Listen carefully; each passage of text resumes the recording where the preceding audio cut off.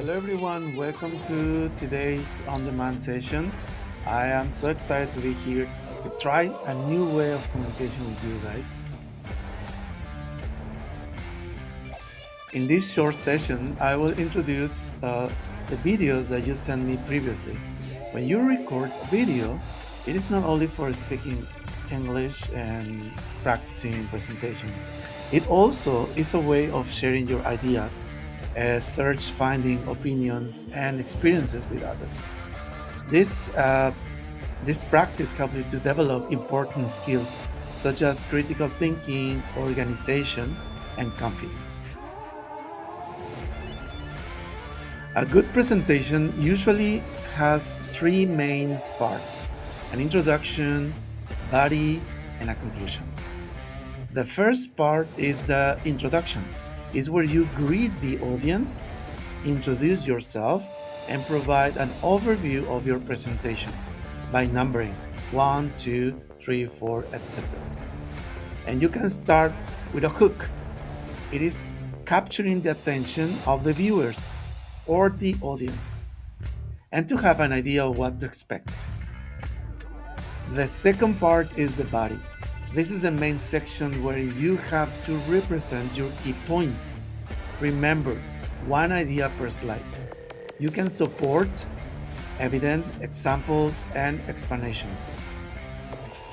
And then it is important to organize your ideas logically and use clear transitions between each idea.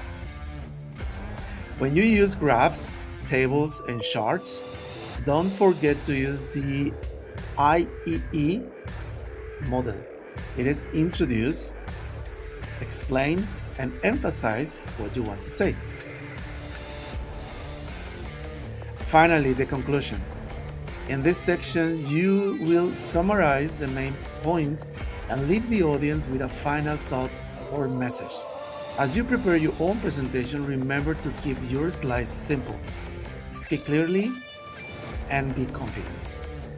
Preparation is one of the most effective ways to reduce anxiety and nervousness and improve your performance. When you finish watching these videos, please use this worksheet. Okay? And at the end, please write a reflection journal. It is a reflection of the overall experience, what you learned and what was surprising and what was challenging and what do you want to do to improve yourself. Okay, so are you ready? Here we go. Bye.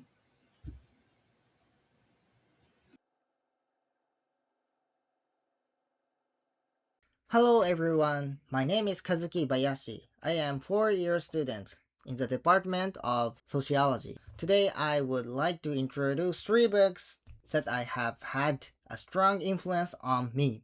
The first book is Concrete and Abstract by Isao Hosoya. I can honestly say that this book is one of the most important books in my life. It explains the difference between concrete thinking and abstract thinking and help readers understanding why humans are capable of advanced thought. After reading this book, I felt that the way I see the world had changed. The second book is 生徒会にも穴がある. In English, there is also a hole in student organization. It is a comedy manga filled with humor, touching moments, and memorable characters. Although it is mainly a gag manga, I was impressed by the intelligence of the author. There are many clever jokes and ideas hidden throughout the story, which makes it enjoyable even for adults. The third book is Logical Thinking Problems. It is a collection of puzzle-like questions that require logical reasoning. While solving these problems, I learned to look at situations from different perspectives. I believe this book helps me broaden the way I think about the world. These 3 books are very different from one another, but they all change the way I think. If you are looking for something new to read, I highly recommend them. Thank you for... wait. I still have some time left. So I'd like to share another hobby of mine, juggling. I can do something like this.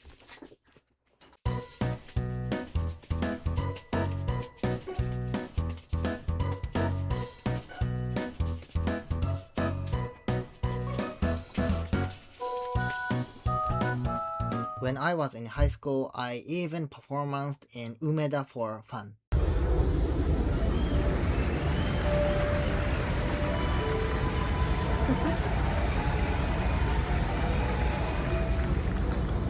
Juggling is really challenging, but it's very rewarding when you finally master a new trick. Bye. Hi, I'm Maya Hanazawa. I'm the first year student in Kansai University and I major foreign language. Today, I want to talk about ballet. Actually, I've been doing ballet for 15 years or more and I really like it, so today I would like to introduce it. First, I want to ask you, do you know anything about ballet? Some of you may already know, or perhaps some of you have practiced it. But I guess almost everyone here don't know about the history of ballet. So let me focus on the history this time. When you search the history of ballet on the internet, you will find a phrase like this. Ballet was born in Italy, raised in France, and came of age in Russia. The first time I saw this, I couldn't understand. Of course, ballet is popular all over the world. However, in today's ballet world, Italy is not famous that much. Then, let's take a look one by one. Ballet was born in 15th century in Italy. At that time, it is not a ballet. It was born as a court dance. This is a type of dance performed in court in which the king or royal families lived. Catherine de' Medici is one of those who enjoyed ballet. As some of you may have noticed, she is a member of the Medici family that we learned in world history class. She liked that court dance and then she got married with King of France and she introduced court dance to France. In France, the court dance had changed into court ballet in 16th century. And in 17th century, the basic guidance was made by him, Louis XIV. He had a talent for dancing and he practiced ballet every day since he was only 7 years old. In 19th century, romantic ballet was created. It is a typical ballet thing, especially for women, like point shoes or toe shoes and tutu. After that, the ballet world in Europe was turned into the place to find partner. So, a lot of dancers moved to Russia. In the same century in Russia, famous musicians like Tchaikovsky and choreographer helped to make ballet popular in Russia. Thanks to that, the form of classical ballet, as we know it today, took shape. These are the stories in those three countries. Today, I told a little bit about the history of ballet, and it has long history, so I couldn't cover everything. But I would be happy if any of you found it interesting. Thank you for listening and have a nice day. Hi, I'm Yumika. I'm first year student majoring literature. Recently, I've been really into working out, and many people drink protein after working out. Have you ever drank protein? For me, I have, and I was thinking that why do people consume protein after working out? So first, let me introduce the topics of today's presentation. This is topic. First, why protein is good for muscle. Second, types of protein. And last, the best timing for taking protein. There are many foods that contain protein like meat, fish, soy products, and eggs. First, I will explain why protein is good for the muscles. Protein efficiently supplies amino acid, which are the building blocks of muscles, and which helps build muscle. And protein makes muscle stronger and bigger after working out. So, protein is good for the muscles. Now that we know why protein is important, let's look at this. There are three types of protein: whey protein, soy protein, and casein protein. This graph shows the absorption speed and benefit of each one, and blue color is protein's name. As you can see, whey protein is very absorbed quickly, so it is ideal after working out. And soy protein is absorbed slowly. It is suitable for beauty and dieting. And last, casein protein is absorbed very slowly, so providing amino acid for a long time and helps reduce hunger. Next, I will talk about the best timing for taking protein. The answer is after working out. This graph shows that protein absorption rate after working out. And the absorption rate is nearly 100% at 50 and 30 minutes. Therefore, the best timing to take protein is 15 to 30 minutes after working out. If you take it in that, it helps to promote muscle growth. After working out is one of the best time to take protein. However, there are other beneficial times as well. It is in the morning. It provides nutrition before morning exercise and it helps prepare the body for activity. And the best protein is whey protein in the morning. Therefore, protein provides amino acid. It supports muscle growth. And there are three types of protein: whey protein, soy protein, and casein protein, each with different absorption speed and characteristics. And protein is absorbed most efficiently after working out. So, people consume protein after working out. But where we can buy? We can buy at drugstore and online store. So if you want to try something protein products, you should go there. Thank you for listening. Hello everyone. Today I'm going to talk about the topic, what is a lingua franca? I chose this topic because I studied this topic in another class and I became curious about why it became a global language and whether it will continue to spread in the future. As you know, English is spoken by all over the world.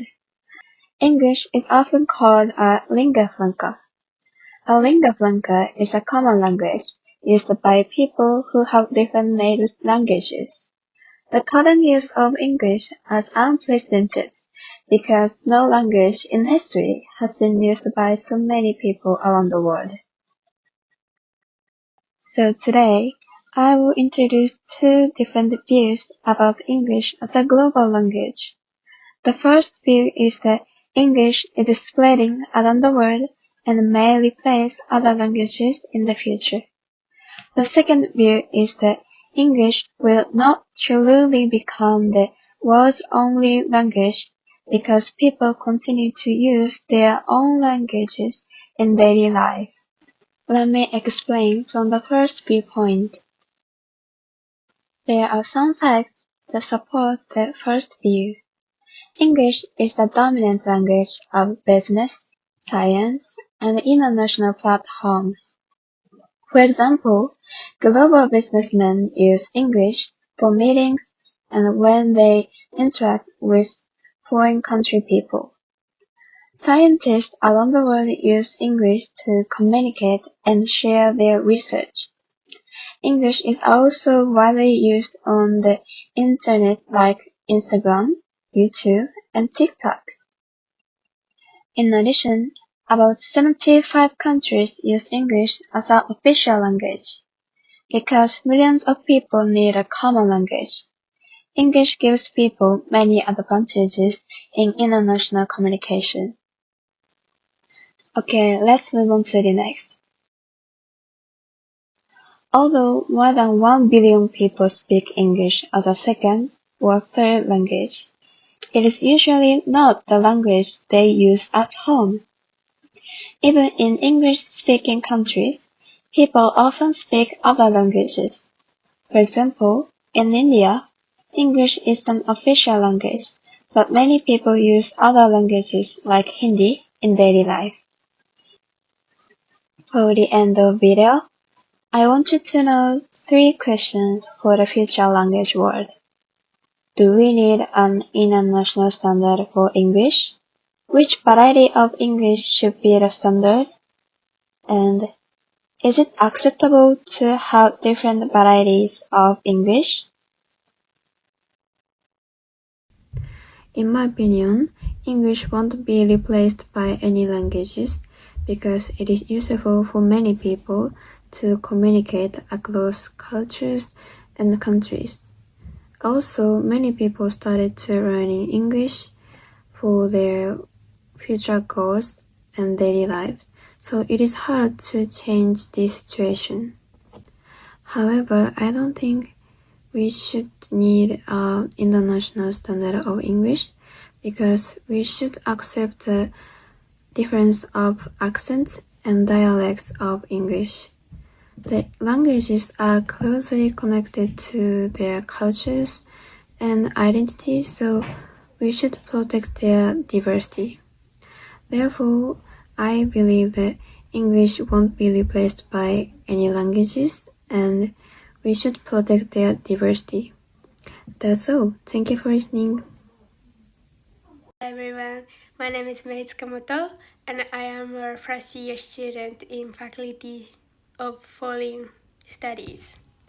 And my student number is 26111 and I'm going to do a presentation. So I hope you guys enjoy. Hello everyone, I'm going to tell you about gymnastics. So actually I have been playing gymnastics since when I was 3 years old. So I want you to know about gymnastics. Let's get started. So do you want to be superhuman, by the way? It's very tricky questions, but if you know about gymnastics by my presentation, you might become these two people. So it'll be fun. Okay, so today's goal is I want you to interested in gymnastics, and the end of the presentation I will tell you easy gymnastics skill. So let's be a superhuman. Okay, so what is gymnastics? So this is a sport that involves performing acrobatic feats, tumbling, and the exercise requiring balance, strength, flexibility, agility, and coordination. So gymnastics has a long history.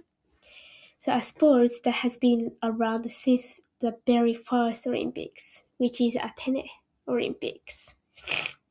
So we have a lot of rules, we have a lot of skills.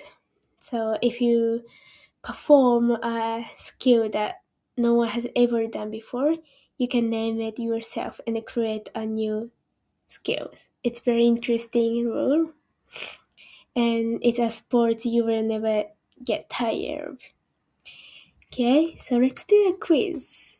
Actually, we have a different number of events between women and men. So how many events in women's gymnastics? Please guess. So the answer is C, 4 events. We have about balance beam, floor exercise, and even bar. Okay, so question 2, how many events in men's gymnastics? Actually, men's gymnastics has more events than women's gymnastics, so please guess. Okay, so the answer is D, 6 events. They have floor, pommel falls, rings, bout, parallel bars, and high bars. So men's gymnastics in Japan is the strongest gymnastic in the world. So it's very proud of things. Okay, so how to compete? We have a D score and E score, and the total score is my score. So we compete by this total score. So the score is like how difficult, and the E score is how beautiful. So we compete by these two scores. Okay, so now we try to do gymnastics. I will tell you the handstand.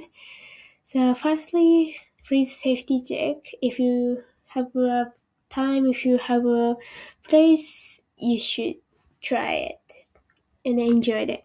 Okay, so first, face away from the wall and put your hands on the floor and walk on the foot and the other up the wall.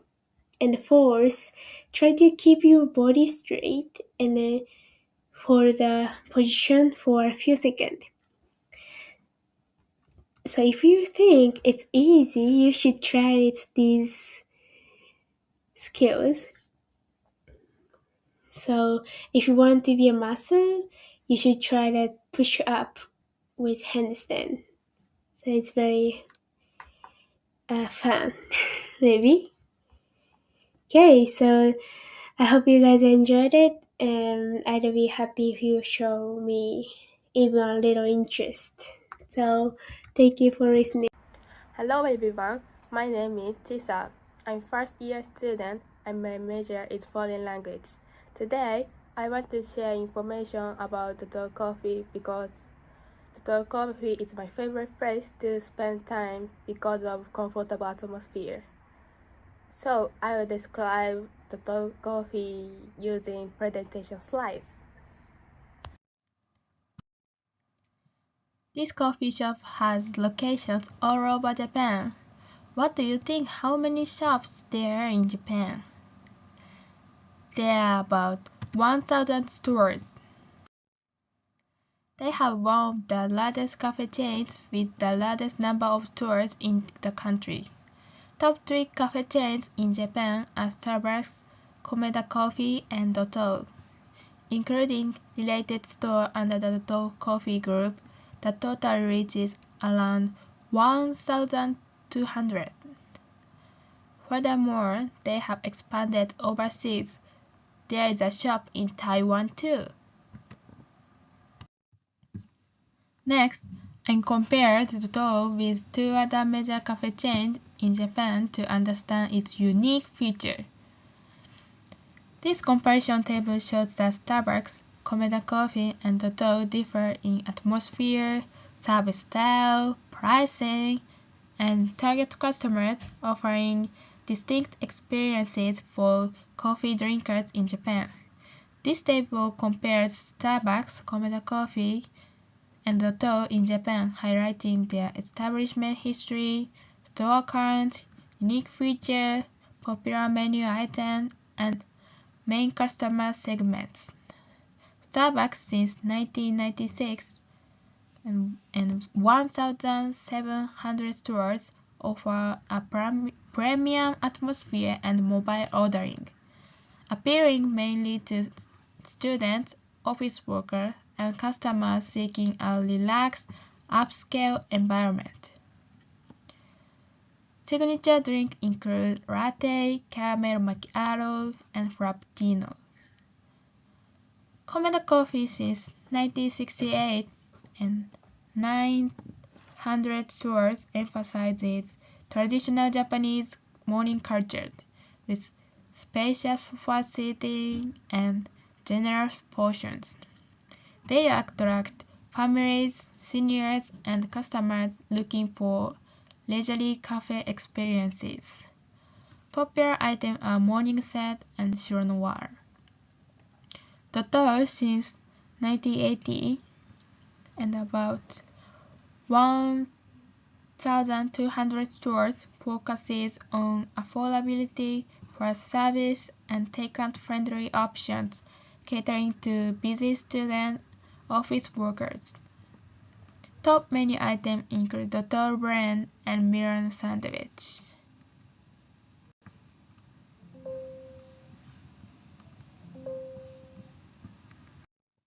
Next, I will talk about Dotto's menu. You can drink a cup of coffee for about only 300 yen and eat delicious sandwich for about 500 yen. My recommendation is cheese toast, Baumkuchen, and blended coffee. Even though cheese toast is reasonable, it's served freshly baked, so it is very delicious. We can eat it just 280 yen. Of course, the Toro coffee is good, but their sweets are also tasty. I have eaten Mont Blanc before and it was very delicious. In addition, the interior design is simple yet warm. When you walk inside, the warm lighting and nature-inspired design make you feel relaxed. The music playing in the store is peaceful and comfortable, so it is perfect as a place to study. In conclusion, Dotto Coffee stands out because it combines convenience, affordability, and comfort. With many locations across Japan, reasonable prices, and warm, relaxing atmosphere, it offers more than just coffee. It provides a place where people can take a break, study, or simply enjoy peaceful moments. So, thank you for listening. Hello everyone, I'll talk about my big challenge. It is hard of housework. Well, housework is hard for me, so I think there are problems that is bothersome to the housework. So, I introduce the rank of difficulty of housework, and I'll focus the most difficult housework, and so I introducing. I think most difficult or bothersome housework is washing dishes. Next is washing and cooking. Why washing dishes is bothersome or difficult, and what should I do to be comfortable to the housework? I think there are two reasons for washing dishes is difficult. First, when I wash dishes, I relax after eat diet. During relaxing, people, especially I, don't have energy to do, and I guess go to bed soon after eating lunch or dinner, so diet. Second, my pan is broken and burning. It's still difficult to clean perfectly, and I need more time and energy to clean actually, because my pan really dirty after cooking. It is a problem for me. So those two reasons, and I think so don't have energy to do housework. And what should I do to reduce burden of washing dishes? I come up three solutions. First, reducing dishes, and so reducing number of dishes, reducing something to wash by reducing dishes or cutlery that are used. Second, listening to music during washing. By listening to music, washing the dishes time and washing dishes time changes fun. Like so, I'm in the clubs or live. It's really fun. Third, ban using smartphone after eating. Using smartphone makes me relax and discourages me to wash dishes and do other housework. It's too bad. I must go to kitchen soon after eating. By those means, I think I can reduce my burden of housework. Housework is hard, and I have to take it easy to live and reducing burden of housework. Thank you for listening. Hi, I'm Tomohiro Kuroda. I'm first grade student and major in law. Let's move on to the main topic. Do you have any problems with sleep? Today, our sleeping time is disrupted by many things, such as being busy, amusement, and a smartphone. In such life, it may be difficult to sleep enough. Lack of sleep affects us badly, but enough sleep affects as well. This time, I'm going to talk about better sleeping method. First, look at this graph. This shows the average sleep time by country. Surprisingly, the Japanese one is less than others. So, how long should we sleep? Actually, there are various theories. Seiji Nishino, professor at Stanford University, said it depends on gene, while the National Institute of Health recommends 7 to 9 hours of sleep for adult. Also, you may be hear someone said, I'm a short sleeper, or you may be say something like that. But the number of them is less than 1%. So the person who said I'm a short sleeper is probably not them. Please be careful. Second, how should we sleep? We sometimes can't get to sleep. In that case, I recommend to leave smartphone out of bed. I usually do that because a smartphone sometimes disrupts sleep. Although many researchers recommend to quit using smartphone 1 or more hour before going to bed. I think even leaving it just before going to bed helps focus on sleep. Another good way to get to sleep is ASMR. Do you know ASMR? ASMR stands for Autonomous Sensory Meridian Response, and the term also refers to media created to evoke such phenomenon. In such video, you can listen to various sounds as if you are there and feel so good. There are many such videos on YouTube, and you can enjoy many of those for free. I can often wake up well after the night when I listen to such audio. This time, I talked about the method for better sleep. there are many other such methods. So if you became interested, check books or videos about such things.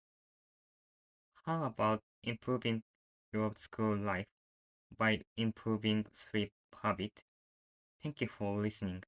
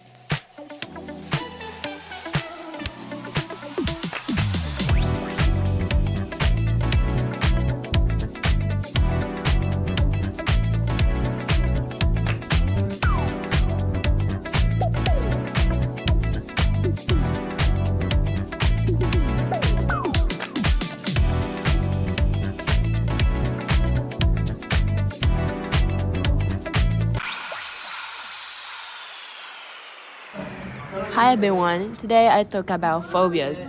First, I talk about types of phobia, and second, I talk about causes of phobia, and third, I talk about treatment of phobia. Do you guys know what a phobia is? It isn't a normal fear, and it is extreme and very focused and strong fear. And there are two kinds of phobias. The first one is specific phobia, for example, fear of dogs. And the second one is situational phobia, for example, fear of. Let me introduce some types of phobia. And simnophobia is fear of sleep, and cynophobia is fear of dogs, and claustrophobia is fear of closed space. And people who have this kind of phobia avoid these things and situations, even if some people ask them to contact with that. One theory is direct learning. That means something happened that causes somebody to feel afraid. Someone could learn to be afraid of dogs when attacked by a dog. Another theory is indirect learning. Indirect learning runs into the family. That means, for example, if child's mom is afraid of dogs, she became in panic whenever a child and mom were together. Then child assumed that dog is dangerous. And next, I talk about impact on daily life.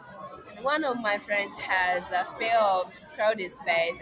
It is okay for her to join school assembly or something like that, but she never goes crowded public space like Universal Studios Japan or big.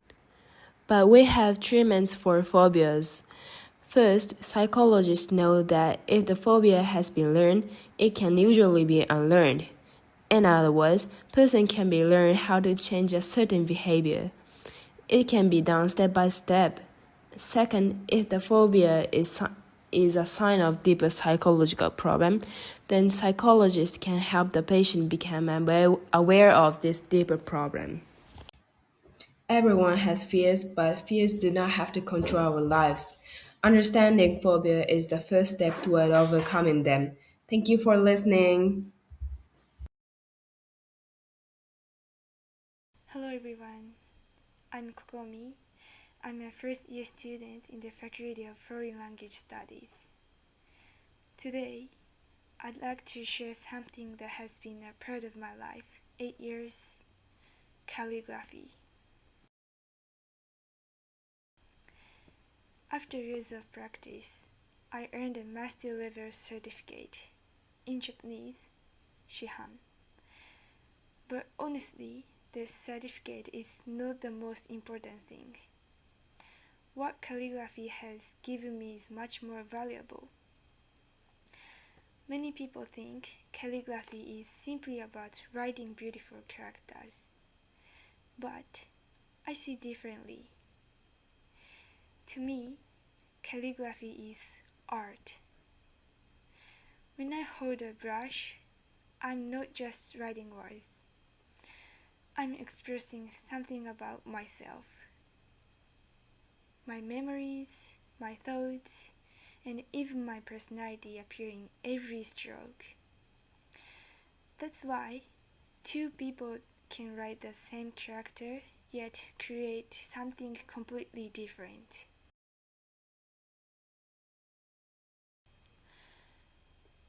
These are some of my works. Each piece reflects a different moment, a different feeling, and a different version of myself. What I love most about calligraphy is the silence. When life becomes busy and noisy, calligraphy slows me down. The moment my brush touches the paper, everything else disappears. I simply focus on the ink, the paper, and the next stroke. Sometimes I write the same character again and again, 10 times, 20 times, even more. Not because someone tells me to, but because I know it can be better. And that is the beauty of calligraphy. There is no finish line and no perfect answer. Even after 8 years, I'm still searching for my own style, my own expressions, and my own characters. Maybe that's why I continue. Because calligraphy is not just something I do. It is a journey of discovering who I am. Thank you for listening. Bye.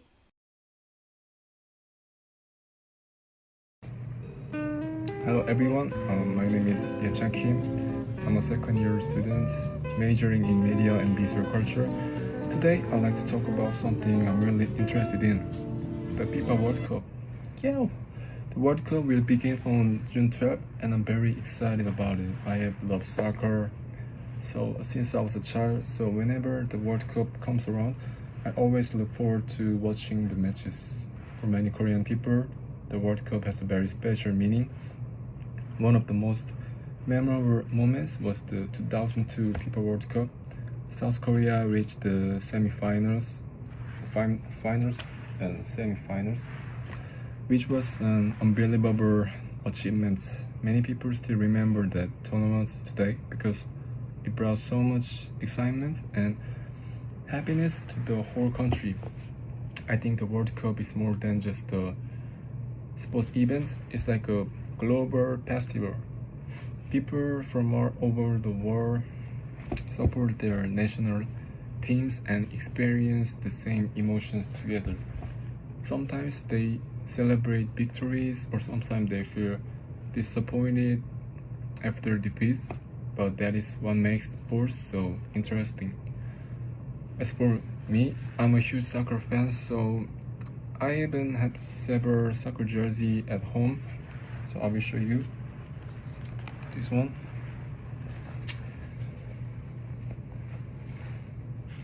So FC Seoul is located in Seoul.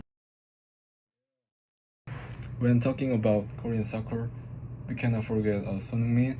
He's probably the most famous athlete in Korea. I think he is similar to Otani Shohei in Japan in terms of popularity.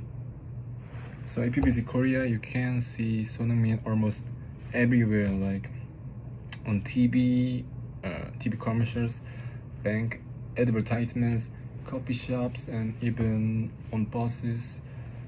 So that is the one reason why I really want South Korea to do well, because I think this is the last World Cup of his life.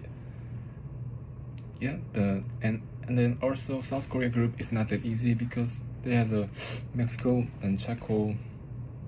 So Mexico is a strong team, I think, because Mexico is a strong team with a long World Cup history, so I'm a little worried about it. And Japan is also a very strong team. In recent years, Japan has shown great performance on the international stage. So I think many Asian fans are excited to see how both Japan and South Korea will do in the World Cup. Of course, there is one problem for me.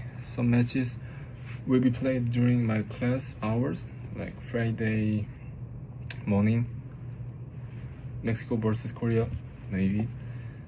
So if my teacher see me secretly checking the score under the desk, I hope you can close your eyes just for seconds. Thank you for listening and enjoy the World Cup.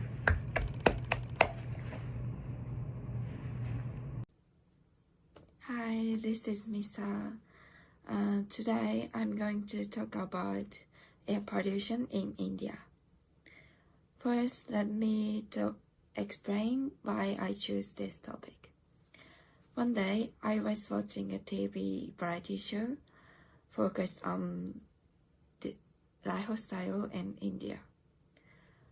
In that show, I saw that many cities in India suffer from air pollution, and I was surprised by how it was for people to live in such conditions. After watching the program, I became interested in the issue and wanted to learn more about the cause and effects of air pollution in India. So I will explain the cause of air pollution, then I will talk about its effects on people's health and possible solutions.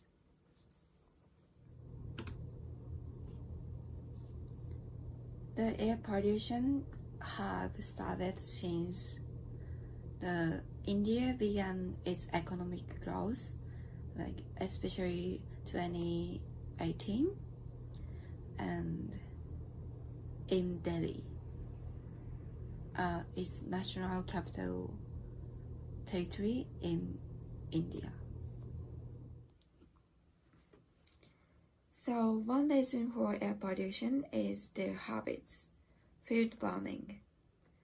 After having crops, farmers in northwestern India often burned leftover crops in the field. The smoke is carried by seasonal wind to nearby cities. Then, as a result, the air quality became much worse and caused serious pollution problem. Another reason for air pollution is Diwali. Have you ever heard this word before? Diwali is a popular Hindu festival in India. During this festival, many people use fireworks and firecrackers. These fireworks create a large amount of smoke and dust. As a result, air pollution became much worse during this period. India has a plan to reduce air pollution. The government uses 4 stages. Different actions are taken each stage, and one good point is the local government local governments can take action quickly. Then because of this, people can see the result easily. However, there is a bad point also. Some rules limited what people can do. This can make the local people feel frustrated. As I mentioned before, the air pollution caused by fireworks and firecrackers. So I think developing environmentally friendly fireworks and firecrackers are a good idea to reduce air pollution. Also, listen to citizens' opinion and ease measures is a good idea. Hello everyone, my name is Alondra and I'm a 20-year-old psychology student. And in this video, I'm going to explain you why My Hero Academia is one of the best animes in the world. But before we start, I'd like you to introduce my mini-me. She's going to help me to explain you this topic, so I'll leave you with her. Thank you. Let me ask you a question. Have you ever watched a story that inspired you to never give up no matter how impossible your dream seems? For me, that story is My Hero Academia. When I first started watching this anime, I thought it would be just another superhero story. The world of My Hero Academia is filled with people who have special powers called quirks. Heroes protect society, and becoming a professional hero is one of the most respected careers. At first, it seemed like a typical action anime. However, I quickly realized that it was much more than that. The story follows Izuku Midoriya, also known as Deku. Unlike most people in his world, he is born without a quirk. Imagine living in a society where almost everyone has a superpower except you. Even though he's constantly told that he cannot become a hero, Deku refuses to give up on his dream. This is one of the reasons why I believe My Hero Academia is one of the best animes ever created. It teaches our limitations do not define who we are. What truly matters is our determination, effort, and willingness to keep moving forward. Another reason why this anime stands out is its characters. Every character has their own strengths, weakness, and personal struggling. For example, Katsuki Bakugo learns to overcome his pride, while Shoro Todoroki struggles with family expectation and his own identity. Because of these challenges, the characters feel realistic and relatable, even though they have superpowers. In addition, the anime delivers powerful emotional moments. The battles are exciting, but they're not only about who's stronger. Many fights represent personal growth, sacrifice, and the desire to protect others. These moments make the audience care deeply about the characters and their journeys. The animation and music also contribute to experience. The action scenes are visually impressive and the soundtrack creates excitement and emotion at the perfect moment. Together, they make many scenes unforgettable. But what I admire most about My Hero Academia is its message of hope. It reminds us that being a hero is not about having the greatest power. Being a hero means helping others, standing up for what is right, and continue to move forward even when things are difficult. One of the most iconic phrases in My Hero Academia is Sarani no Mukoe plus ultra, which means go beyond plus ultra or further beyond. This phrase represents the main message of the anime. Never stop growing, never give up, and always push yourself beyond your limits. Through the story, the characters face difficult challenges, but they continue moving forward even when success seems impossible. And when you see this, you have the sensation that you can become a better person too. My Hero Academia is much more than a superhero anime. It's a story about dreams, perseverance, friendship, and personal growth. Through Deku's journey, we learn that anyone can make a difference if they have the courage to keep trying. That's very interesting. Thank you for all this information, Minimi, and thank you for watching and learning about My Hero Academia. Unfortunately, we run out of time, but I hope this video helped you to understand why I think My Hero Academia is one of the best animes in the world and inspires you to give it a try. Thank you for watching and see you next time. Hello, this is Kota. My name is Kota, and I'm third grade older, Kansas Uni student. And my major and the department is like a human well-being. And so, yeah, nice to see you. And I'm gonna make the presentation how to make the avocado tree from avocado seed. This topic, I was so interested about this topic whole the entire life.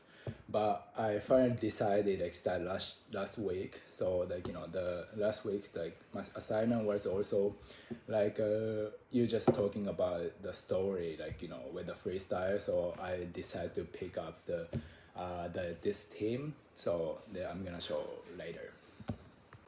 So in this presentation, I'm gonna talking about the how to make avocado tree from seed.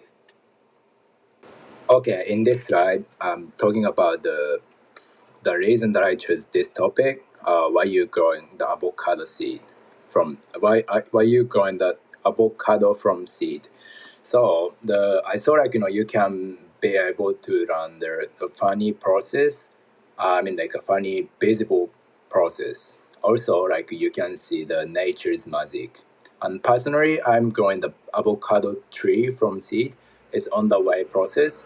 So now it's gonna be useful information for me as well. So that's why I choose this reason, this topic. Sorry. So step one, so you choose the ripe avocado. But it's gonna be hard to identify like which avocado is gonna be good. So you just choose the brown seed avocado. It's mean ready for growing up. So step two, after you remove the seed from avocado, it's time to clean it. Cause the palm gonna distract for the seed gonna be growing up again. So please like remove the stain and like anything like please clean like perfectly. Ideally, please use the detergent. Step three, after you cut it the bottom of the avocado seed, please insert the toothpicks to the avocado and please suspend it in the water. So step four, you just wait the 2 to 6 weeks until the roots and the stem gonna be appear. It's almost ready for the avocado tree by this process. Step five. So once after finishing you waiting for a long time, please check it the how long the stem, so how long the avocado tree stem growing about like. So ideally it's gonna be 50 centimeters. Right, like the 6 inches, but it's 50 centimeters, so it's long. And yeah, and once you check it, please plant. It's time to plant into the soil. So you finish it to make the tree from seed, but I'm gonna talking more. So after 7 years, you will able to eat avocado. Thank you for listening.